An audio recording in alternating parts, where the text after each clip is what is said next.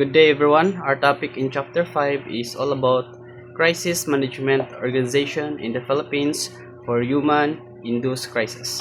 So, to fully understand what is crisis management, the crisis management is focused on preparing for the responding disasters like typhoons, earthquakes, and etc., which are frequently due to country location.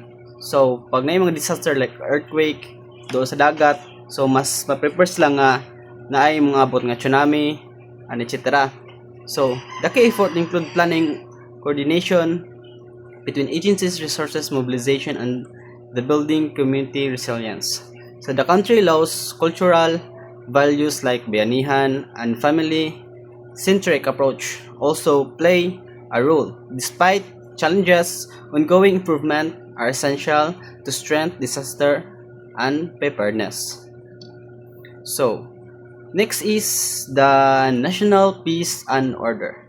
So, what is the National Peace and Order? The National Peace and Order Council or NPOC is a governmental body in the Philippines that tackles national security issues, especially those concerning peace and order, and works to prevent and suppress crime organized at the national, regional, provincial, city, and municipal levels. It serves as the collaborative platform involving both government agencies and private sectors to address public safety concerns. So, ang National Peace and Order Council, sila yung nag-prevent like sa yung mga rebelde na yan. Yung nag-enter sila tapos yung nagbibigay sila ng order ng ating mga armed forces to eradicate and eliminate the enemies nga ga-prevent og harmful sa ato ang government. So, what is the functions? Anong functions ng National Peace and Order Council? Anong naano siya? So, the first function of the National Peace and Order Council is creating strategies and plans. So, before sila mag-engage og combat and non-combat is they make a plan and etc. Coordinating the government agencies. So, before sila mag-deploy og ang mga armed forces or mga plan nila, mag-contact sila sa any cities or any municipal nga ilang adtuan before sila mag take og action. So, next is gathering and sharing information. So, by doing that, maka-communicate sila sa laing nasod kung haman ilang mga kauban, which is kung nasa ka Hulusulo, nakada sa Cagayan, so you can contact each other even if you are too far away. So next is preventing crime.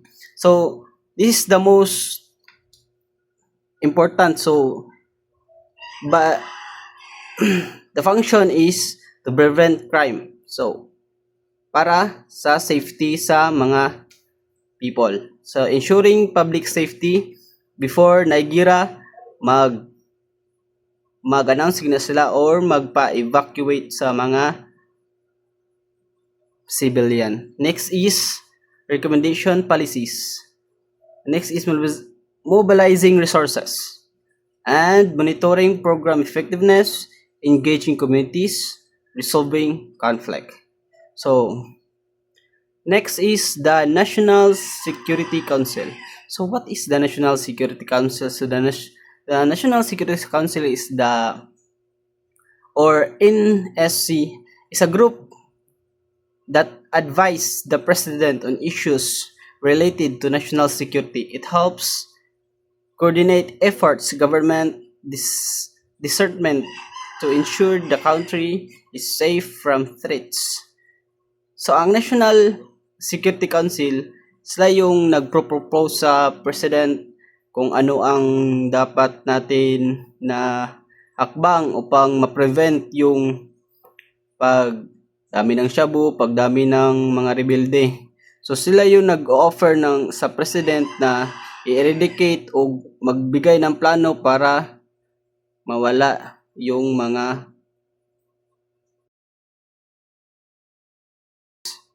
National Security Council advised the President on national security.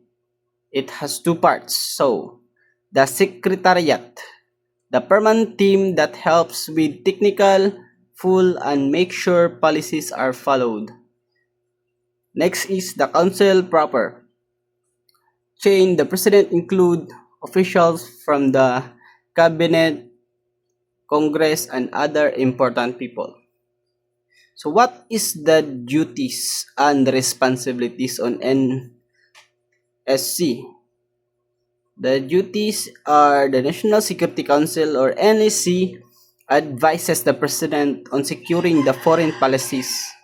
So siya yung nag-a-advise ng President sa mga foreign policies natin. It coordinates government plans, protect the Philippines by advising the President on national security, coordinating government policies, addressing threats like terrorism, like I said earlier. In short, the NSC helps the President to protect our country. So, next is the level crisis management. I wait one.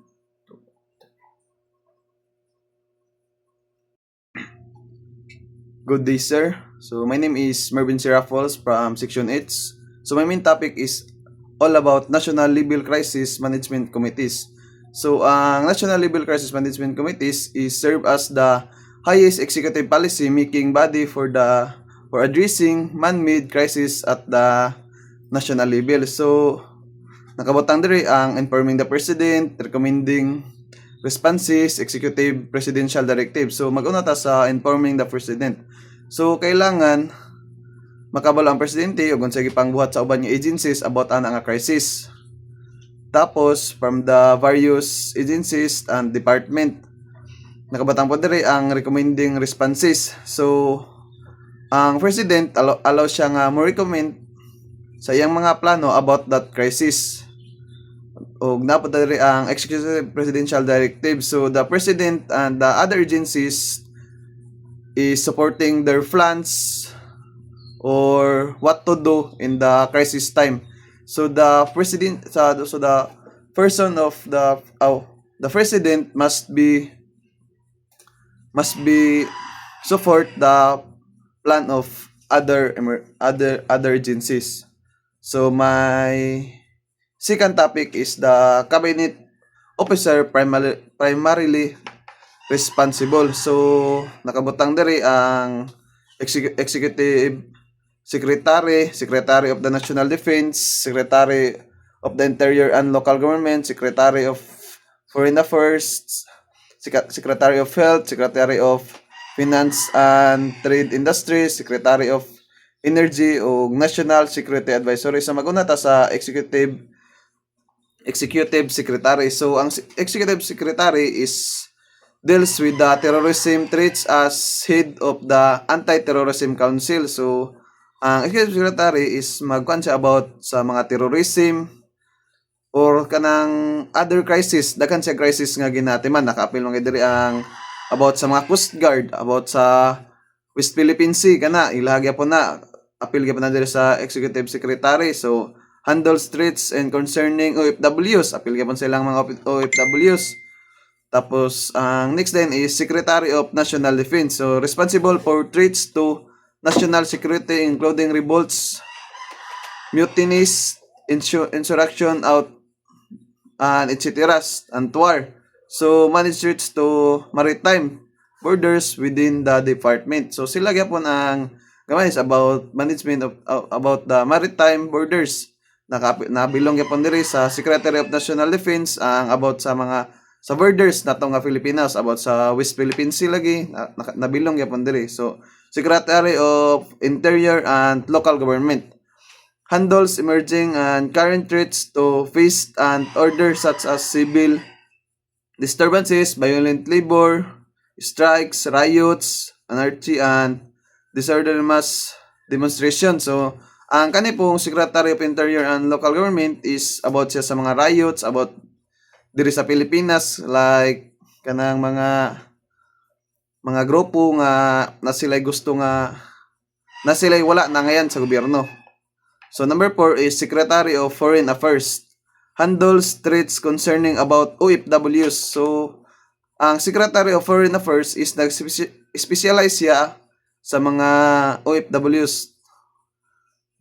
Tapos number 5 is Secretary of Health. So responsible for the emerging and current threats of public health. So na nakabutang ang kanang mga sa DSWD nga ginapanghatag nila about sa mga kuan dire nakabutang. So number 6 is Secretaries of Finance and Trade Industry. So jointly responsible for emerging the current threats of the economy. So kani isa sa libutan na nato nga problema about sa atong mga finance, ang mga trade industry, sa atong mga ginapanggamit na diri nakabutang. So Secretary of Energy handles with the emerging and current threats to energy supply. So when tag energy supply about sa mga kuryente, mga apel man siguro ang foil ani, mga ana. So National Security Advisor serve as the secretarial to the National Security and Executive Committee. So National Crisis Committee. So ang nakandola na is National Security Advisor. Thank you. Good day, sir.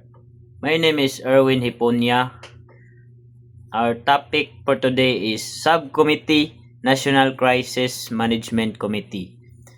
The Subcommittee of the National Crisis Management Committee or NCMC, led by the National Security Advisor, supports the EXICOM NCMC by detecting potential crisis, ensuring collaboration and planning responses.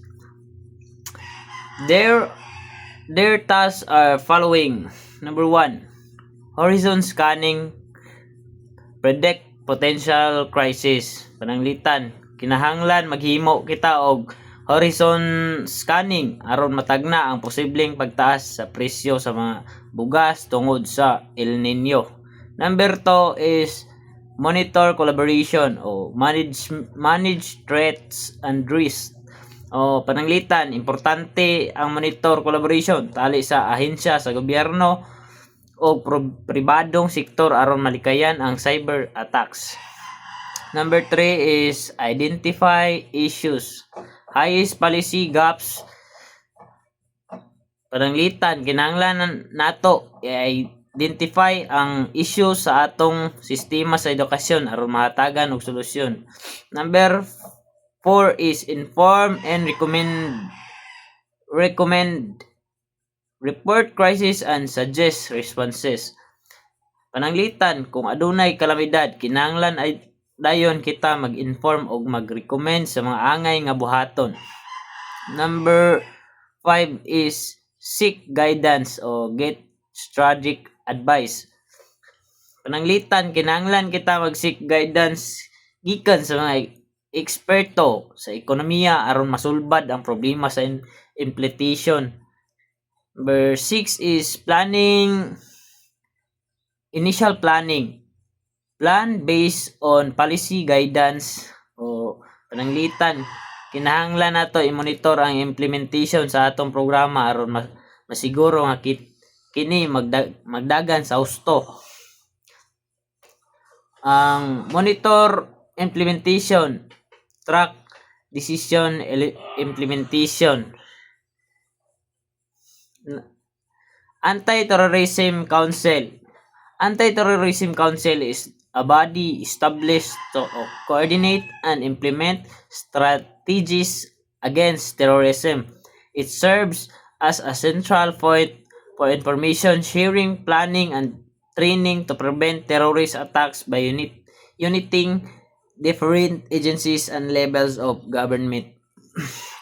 Ang Anti-Terrorism Council usa ka lawas gitukod aron sa pag-coordinate og pagtuman sa mga estratehiya batok sa terorismo.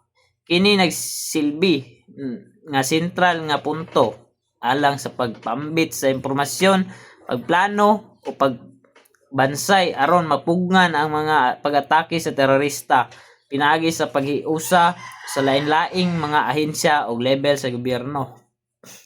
Functions of the ETC o the Anti-Terrorism Council. Number 1 is creating anti-terrorism plans and programs, paghimo og mga plano batok sa terorista. Pananglitan ng ETC naghimo og mga plano aron mapungan ang pag-recruit sa mga terorista sa kabatanunan. Coordinating national efforts to suppress terrorism, pagdirekta sa investigasyon o pag-prosecute sa mga suspek sa terorismo. Pananglitan, ang ETC nag-coordinate sa militar, kapulisan ug uban pang ahensya aron masiguro ang seguridad og nasod. Directing the investigation and prosecutions of terrorism suspects. Number 5 is maintaining a database terrorism.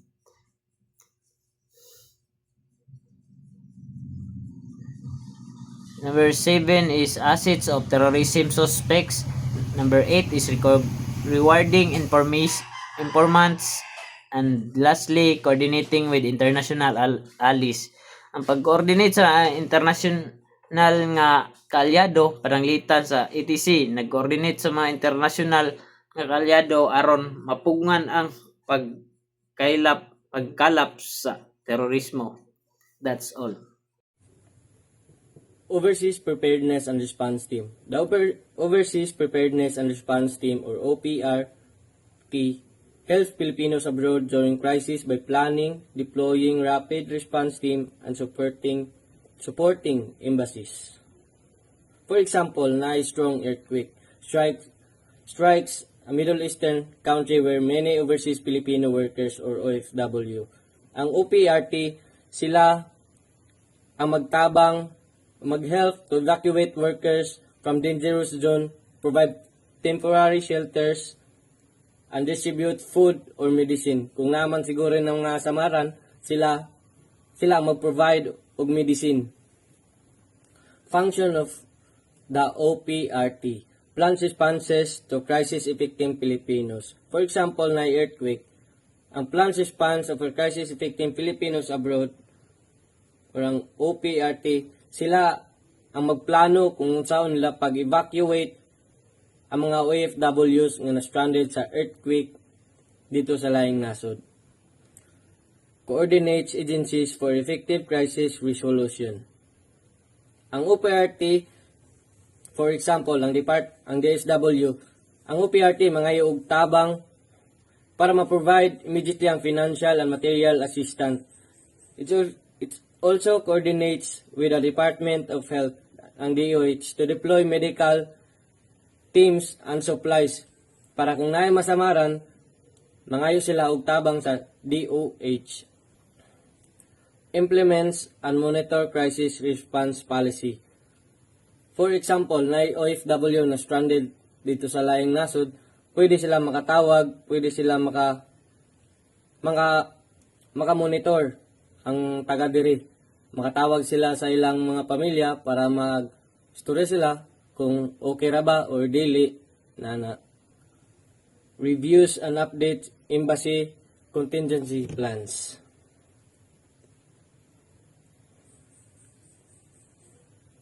Ang OPRT reviews the existing contingency plans for the Philippine Embassy, identifying the gaps and areas for improvement based on current crisis.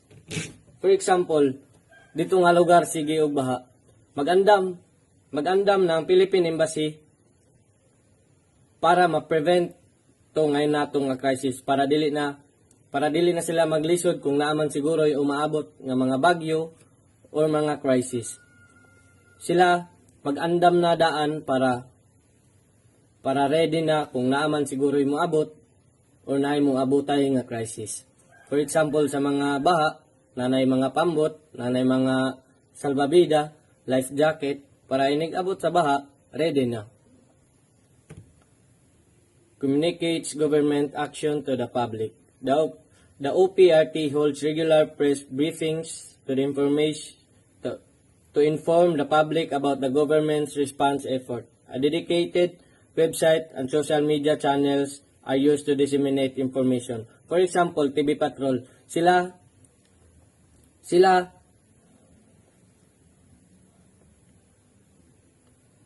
ang magpahibalo sa mga tao sa diri sa Pilipinas kung namanggaling nabagyuhan dito sa laing lugar na ay, for example, TV Patrol, sila ang magbalita nga okay ra ang mga tao dito, or kung naay manggaling nga samdan, sila ang magbalita para ma-address ang mga families nga nabilin diri sa Pilipinas. Sila ang mag-inform kibali kung naabay na nga samdan, naabay na nga matay, sila ang magbalita. Interagency Energy Contingency Committee.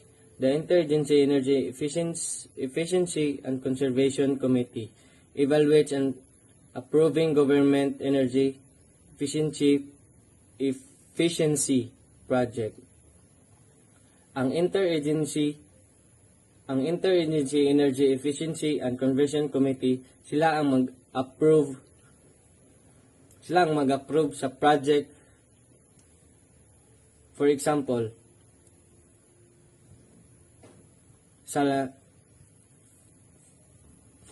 ang Interagency Energy Efficiency and Conservation Committee, sila ang mag-approve sa project focuses on providing temporary power solution, such as deploying generator sets to the critical government facilities like hospital.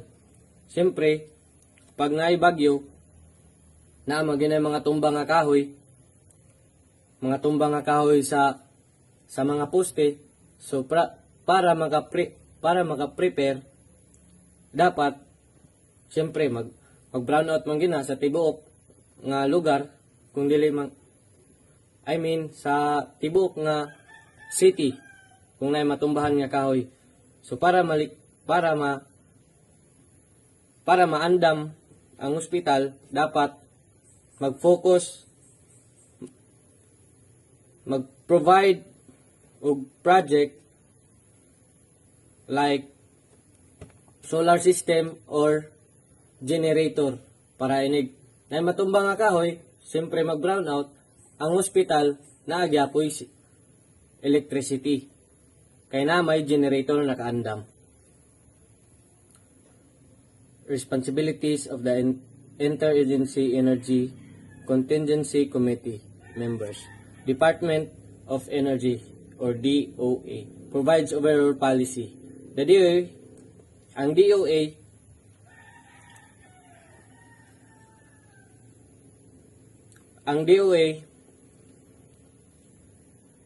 ang maghimo og mga policies to prioritize energy supplies critical infrastructures like hospital. Siyempre, kung naay, for example, naay El Nino, siyempre, ang power supply muhinay. So, ang buhaton sa IECC, mag-rotating sila o burnouts. Pero So, good day sir, no? This is my report. National Coast Watch Council or NCWC.